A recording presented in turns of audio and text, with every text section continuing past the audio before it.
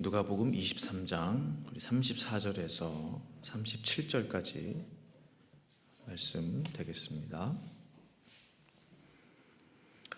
네, 우리 찾으신 줄 알고 저와 함께 교독하도록 하겠습니다. 제가 먼저 읽겠습니다. 이에 예수께서 이르시되 아버지 저들을 사하여 주옵소서. 자기들이 하는 것을 알지 못함이니이다 하시더라. 그들이 그의 옷을 나눠 제비 뽑을새.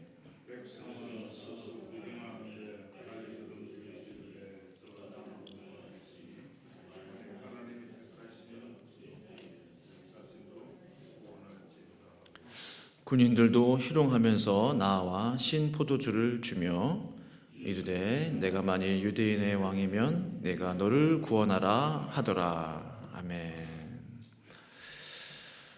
네, 오늘 특별히 은혜와 평강교회와 우리 새빛교회가 함께 연합하여 고난주간 특세를 하게 되었는데, 또 원근 각지에서 또 이 새벽 제단에 나와 주신 성도 여러분 환영하고 또 축복합니다. 오늘 첫날 설교 제목은 아버지 저들을 사하여 주옵소서. 우리 예수님의 가상칠언 중에 첫 번째 하셨던 그 말씀이 되겠습니다. 최근 137여 명의 사망자를 낸 러시아 모스크바에서 있었던 테러 사건을 뉴스를 통해서 보셨는 줄 압니다. 테러 현장에 있었던 목격자들은요, 당시 상황을 이렇게 진술합니다. 그 테러범들은 즐기듯이, 마치 게임을 하듯이 아무렇지도 않게 사람들을 향해 자동 소총을 난사했습니다.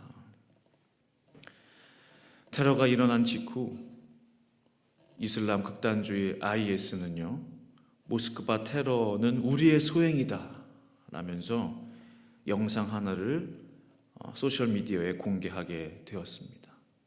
그 제목은 기독교인에 대한 피비린내 나는 공격이었습니다. 그 테러리스트들은 자신들의 테러 현장을 바디캠으로 모두 녹화를 했어요. 그리고 그 영상을 전 세계가 보는 SNS에 올리게 된 것이죠. 어떻게 그럴 수 있을까? 어쩜 그렇게 악할 수 있을까? 어떻게 그토록 잔혹하며 무자비할 수 있을까? 사람들의 죄악의 경계는 어디까지일까? 라는 생각을 해보게 됩니다. 로마서 3장 10절부터 13절까지 말씀을 이렇게 기록하고 있습니다. 기록된 바 의인은 없나니 하나도 없으며 깨닫는 자도 없고 하나님을 찾는 자도 없고 다 치우쳐 함께 무익하게 되고 선을 행하는 자는 없나니 하나도 없도다. 그들의 목구멍은 열린 무덤이요 그 혀로는 속임을 일삼으며 그 입술에는 독사의 독이 있고 하면서 마지막 18절은 이렇게 말씀하고 있습니다. 그들의 눈앞에 하나님을 두려워함이 없느니라 함과 같으니라. 그들에게 뭐가 없다고요? 그들의 눈앞에 하나님을 두려워함이 없다. 아, 이거구나. 하나님을 두려워하지 않기 때문에, 하나님을 무서워하지도 않고 하나님을 경외하지도 않기 때문에 온갖 사악한 죄들을 저지르고 있구나. 하나님의 공의의 심판이 얼마나 무서운지, 우리 하나님의 그 징계하심이 얼마나 두려운지를 단 1초만이라도 그들이 볼 수 있다면 그들은 당장 그들의 손에서 무기를 버려버리고 하나님 앞에 벌벌 떨면서 살려달라고 애원할 텐데,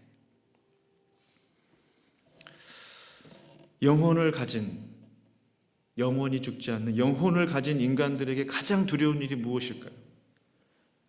죄인 줄도 모르고 죄를 짓는 것입니다. 죄인 줄을 알면서도 죄를 범하는 것입니다. 그래서 우리 예수님께서는요, 십자가에서 달리셨을 때 가장 먼저 무슨 기도를 아버지께 들으셨습니까? 아버지, 제가 지금 너무 고통스럽습니다 라고 하셨나요? 아버지, 지금이라도 이 잔을 내게서 거두어 주소서 라고 하셨나요? 아버지, 저들을 사하여 주옵소서. 아버지, 저들을 용서해 주옵소서. 바로 죄인들을 위해서 기도하셨다라는 사실입니다. 죄인 줄도 모르고 죄를 짓는 사람들을 위해서 중보하셨다라는 사실입니다. 이 예수님의 간절한 기도는 오늘 이 시간에도 제 귓가에 쟁쟁이 울리는 것 같아요. 제가 이 새벽에 앉아서 잠시 기도하는데 저에게 계속 말씀을 주시는 것 같아요. 내가 지금도 죄인들을 위해서 기도한다. 내가 지금도 죄인들을 위해서 중보한다. 지금도 내가 너의 죄를 위해서 기도한다. 제 마음이 얼마나 하나님 앞에 부끄러운지요. 그렇구나. 내가 단지 나의 귀가 어두워 듣지 못했을 뿐이지 지금도 예수님께서는 나를 위해, 나의 죄사함을 위해 기도하고 계시는구나. 그렇다면 오늘 본문에서 우리 예수님께서 구체적으로 누구를 위해서, 누구의 죄사함을 위해서, 누구의 죄 용서를 위해서 기도해 주셨습니까? 오늘 이 본문을 보니까요, 세 부류의 사람들이 등장을 하는 것 같아요. 첫 번째 부류는 예수님의 옷을 제비 뽑는 사람들이었습니다. 예수님의 옷을 제비 뽑고 있는, 누가 가질까? 제비를 뽑고 있는 그 사람들을 위해서 기도해 주셨어요. 34절 말씀을 보시면 이에 예수께서 이르시되 아버지, 저들을 사하여 주옵소서. 자기들이 하는 것을 알지 못함이니이다 하시더라. 그리고 바로 나오는 말씀이 그들이 그의 옷을 나눠 제비 뽑을세. 너무나 대조적입니다. 예수님께서는 자신을 십자가에 못 박은 그들을 위해서 지금 기도해 주고 계시는데 그들 앞에서, 그들 코앞에서 정작 그들은 예수님의 기도가 귀에 들리지가 않아요. 그들은 오히려 이 예수의 옷을 누가 가질 것이냐 재미삼아 제비를 뽑고 있어요. 무엇을 깨닫게 되나요? 가장 중요한 것은 본인이 깨달아야 된다는 것이죠. 예수님께서 아무리 코앞에서 부르짖으며 그들을 위해서 기도해 줄지라도 그 기도를 받는 사람의 마음이, 그 기도를 듣는 사람의 마음이 준비되지 못한다면 그 기도가 전혀 들리지가 않는구나. 구원의 역사가 일어날 수 없구나. 우리 하나님의 아들이신 예수님께서 십자가상에서 좀 마음을 다해 간절히 기도해 주고 계시는 그 기도가 들리지 않는 거예요. 예수님께서는 그의 공생의 기간 중에 우리 주님의 고향을 방문하셨죠. 그곳에서 많은 능력을 행하셨습니까? 아니요, 그렇지 않습니다. 왜 많은 능력을 행하실 수 없었나요? 사람들이 믿지 아니함으로 그렇게 하셨다라고 했습니다. 사람들이 믿지 않음을 의아하게 여기셨어요. 단지 소수의 병자들만을 치료하시고 많은 이적을 행하실 수 없으셨습니다. 그 이유는 아주 단순합니다. 분명합니다. 사람들이 믿지 않았기 때문에, 사람들이 예수님을 받지 않았기 때문에, 영접하지 않았기 때문에.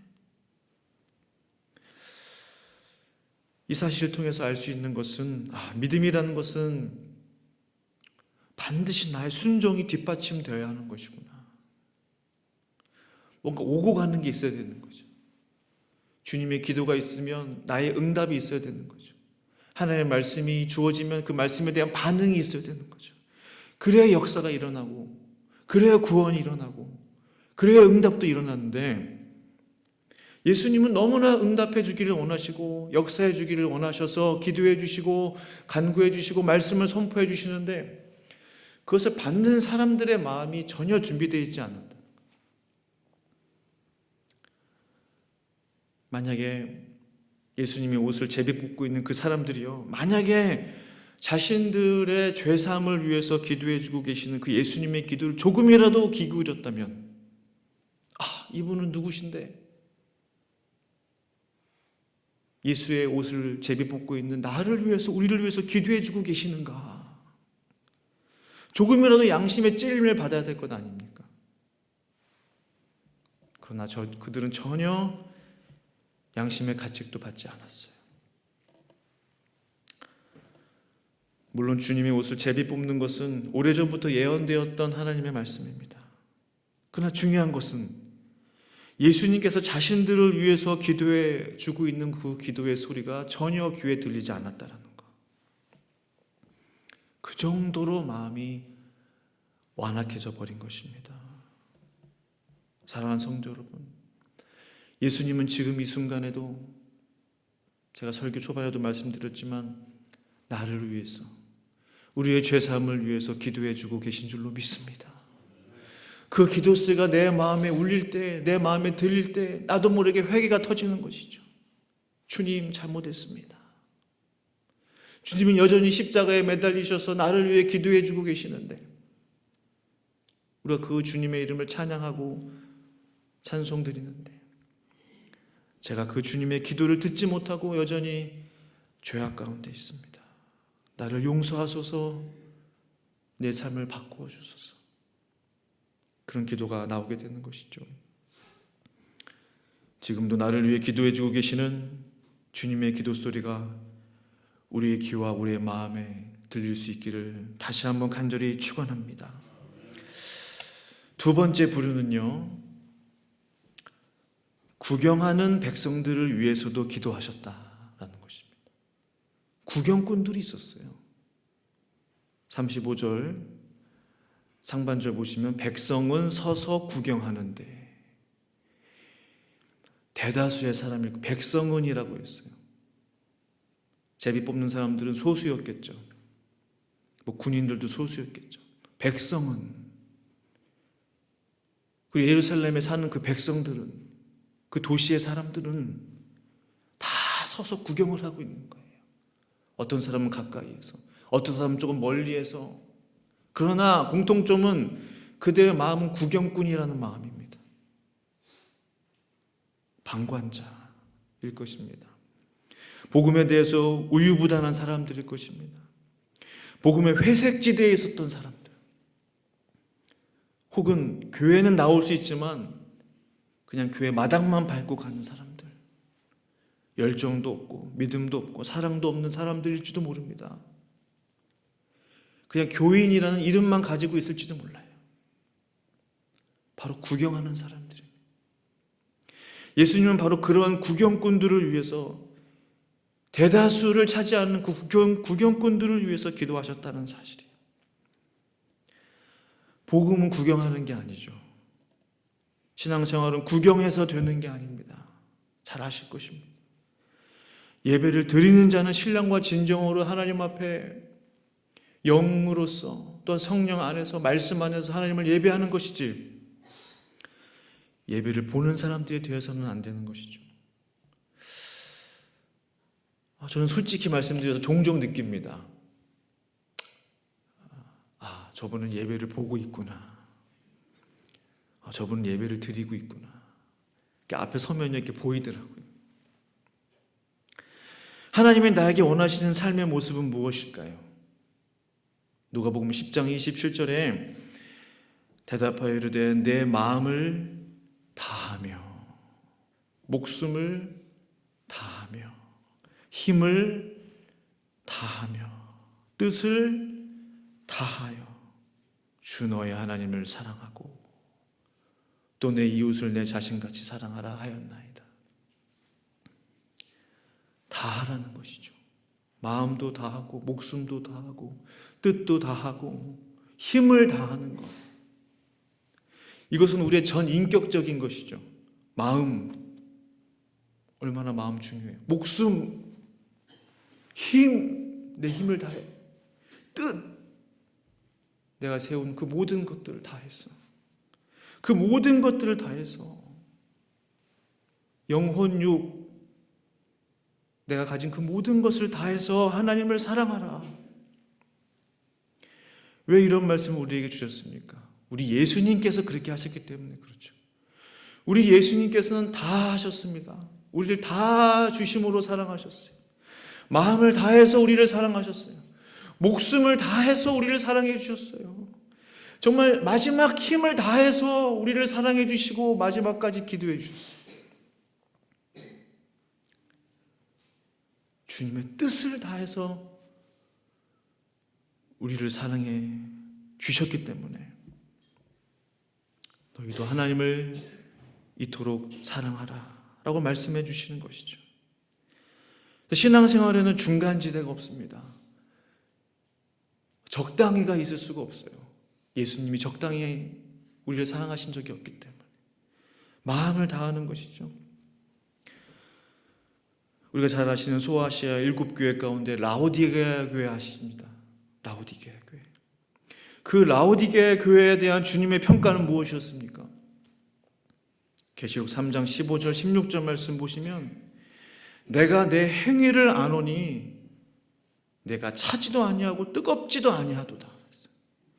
내가 차든지 뜨겁든지 하기를 원하노라.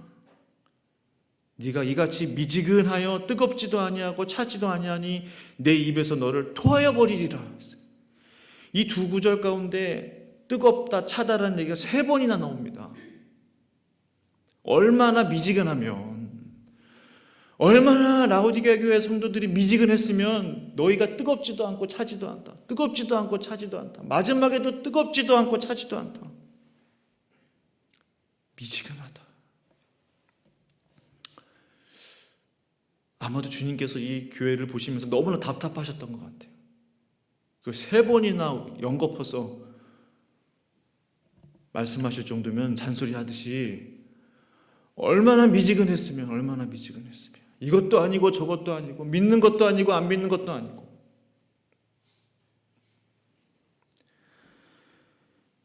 이 말씀이 충격적입니다. 그런데 미지근하면 뭐 좀 데피거나 뭐 어떻게 더 차갑게 그게 아니에요. 뜨겁지도 않고 차지도 않은 것에 대해서 주님의 말씀은 내 입에서, 주님의 입에서 너를 토하여 버리겠다.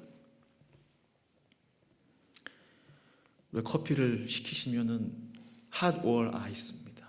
그렇죠? 미지근한 커피 주문한 적을 본 적이 없어요. 혹시 좋아하시는 분 계세요? 미지근한 커피는 어디에 있습니까? 주로 차 안에 오래 두었던, 어디 언제부터 뒀는지 모르지만 한 며칠 된 거, 3박 4일 된 커피는 미지근해요. 찬 커피 아니면 뜨거운 커피를 우리는 마시기를 좋아합니다.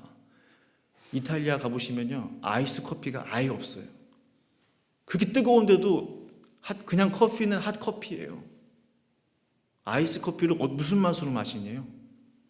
항상 뜨거운 걸 마시거든요, 그 사람. 차든지 뜨겁든지 적당히 믿는 신앙을 주님께서는 경계하고 계시는 거예요. 어느 때는 세상 속에서, 어느 때는 교회 속에서, 때로는 자신 예수 믿는 사실을 드러내지 않는 그런 사람들일지도 모릅니다. 주님이 우리에게 원하시는 신앙은 결국 무엇이겠습니까? 우리의 머리는 하나님의 온전한 말씀으로 항상 냉철하게 판단하는 거예요. 말씀대로 디서닝하는 거예요. 분별하는 것입니다. 말씀으로. 머리가 뜨거워지면 안 되죠. 그러나 우리의 마음은 어떻게 해요? 마음까지 차가워지면 안 돼요. 마음은 항상 하나님을 사랑하는 마음으로 뜨거워져야 되는 거예요. 마음은 뜨겁고 우리의 머리는 하나님의 말씀으로, 온전하신 말씀으로, 정확하신 말씀으로 항상 냉철하게 분별하고 판단할 수 있는 그 냉철함. 그 두 가지를 가지라는 거죠. 근데 그 교회 성도들은 두 가지가 아예 없었다는 거예요. 가슴에 뜨거움도 없어요. 하나님의 말씀에 대한 냉철함도 없어요. 그것이 바로 미지근한 신앙이라는 것입니다. 예수님은 바로 그러한 신앙의 회색지대에 있었던 사람들을 위해서 바로 구경꾼들을 위해서 십자가에서 기도해 주셨다라는 사실입니다. 간절히 바랍니다. 우리의 가슴으로는 하나님을 향한 사랑과 이웃을 향한 사랑으로 뜨거워지실 수 있기를 간절히 축원합니다. 우리의 머리는 하나님의 말씀으로 가득 채워서 말씀을 정확하게 분별하며 그 말씀을 또 암송하여 말씀대로 우리 신앙생활을 하실 수 있기를 간절히 축원합니다. 세 번째, 마지막 부류인데요, 비웃는 관리들, 희롱하는 군인들을 위해서도 기도해 주셨어요. 35절, 36절 오늘 본문 보시면 백성은 서서 구경하는데 관리들은 비웃어 이르되 저가 남을 구원하였으니 만일 하나님이 택하신 자 그리스도면 자신도 구원할지어다 하고, 36절 군인들도 희롱하면서 나와 신포도주를 주며 이르되 네가 만일 유대인의 왕이면 네가 너를 구원하라 하더라. 비웃는 관리들과 희롱하는 군인들, 같은 부류입니다. 앞에 등장한 두 부류의 사람들과는 거리가 좀 있어요. 좀 다릅니다. 뭐가 다르죠? 이들은 하나님의 구원의 역사에 대해서 지금 비웃고 있는 거예요.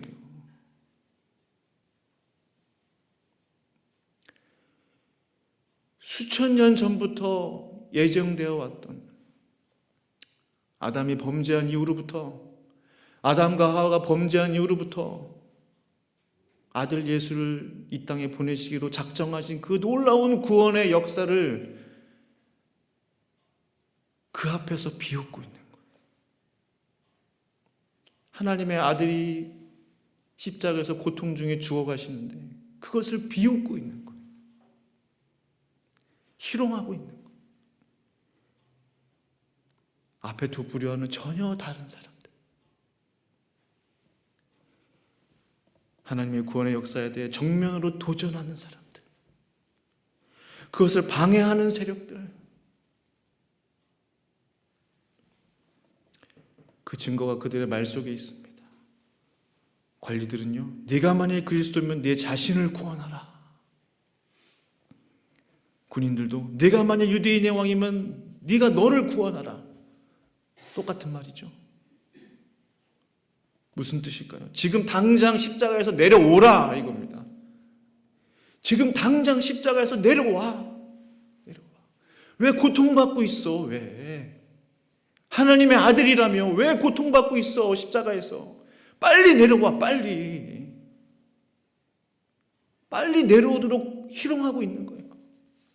조롱하는 거예요. 놀리고 있는 거예요. 그들이 할 수 있는 가장 악한 방법이죠.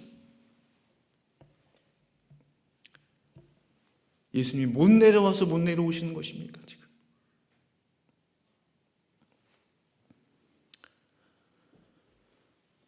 이들은 누구입니까?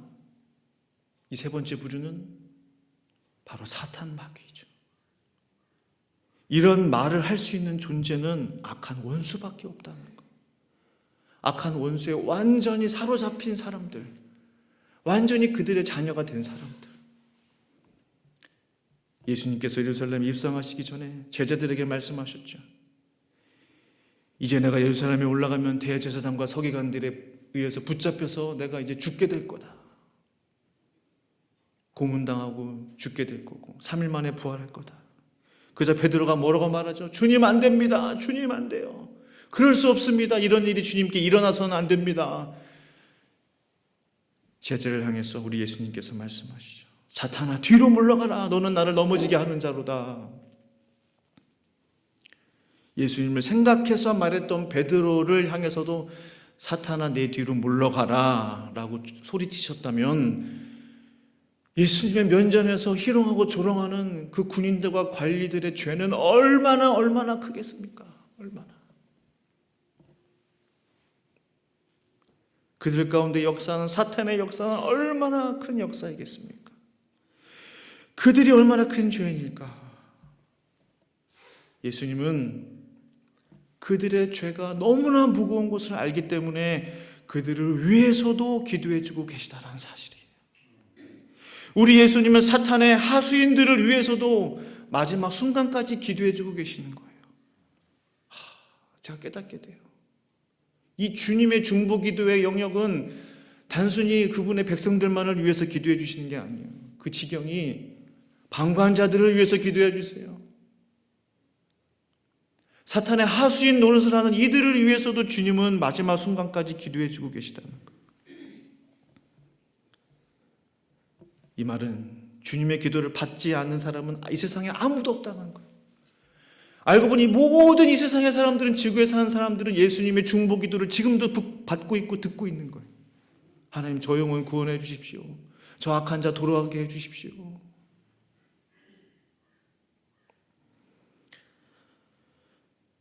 자신의 사례사역에 눈이 먼 사람들을 위해서 지금도 기도하고 계십니다.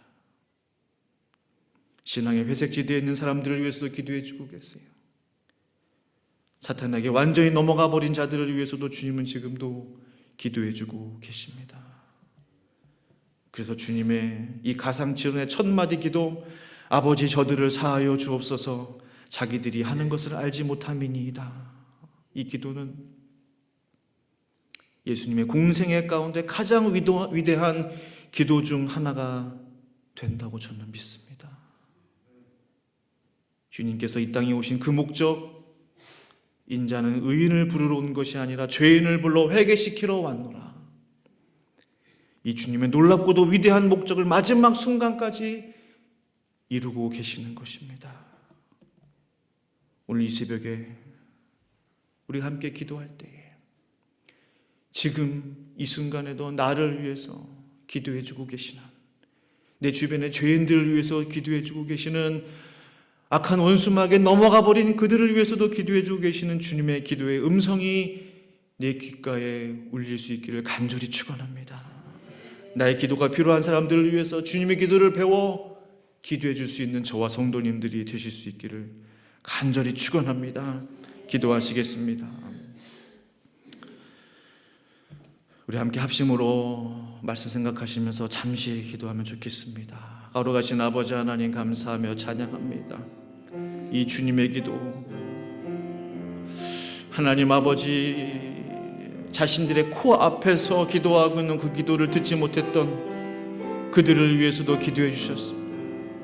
방관자들을 위해서 기도해 주셨습니다. 또 하나님 아버지, 악한 원수막의 자녀가 된 그들을 위해서도 돌아오라고 기도해 주고 계시는 그 기도, 참으로 우리 예수님의 중보기도는 이 땅에 있는 온 세상 사람들을 위해서 지금 이 순간에도 기도하고 계시는 그 기도입니다. 하나님, 그 기도의 음성이 내 귀를 울리기를 원합니다. 내 귓전을 때리기를 원합니다. 내 마음에 울리기를 원합니다. 터져나오기를 원합니다. 이 죄인을 용서하여 주시옵소서. 주님, 내 삶을 바꾸어 주시옵소서. 거룩한 삶으로 변화시켜 주시옵소서. 그 주님의 기도를 본받아 하나님, 이 세상의 모든 죄인들을 위해 기도하는 우리 모두가 되게 하여 주옵소서. 주님, 감사합니다. 모든 말씀 예수님의 이름으로 간절히 기도합니다. 아멘.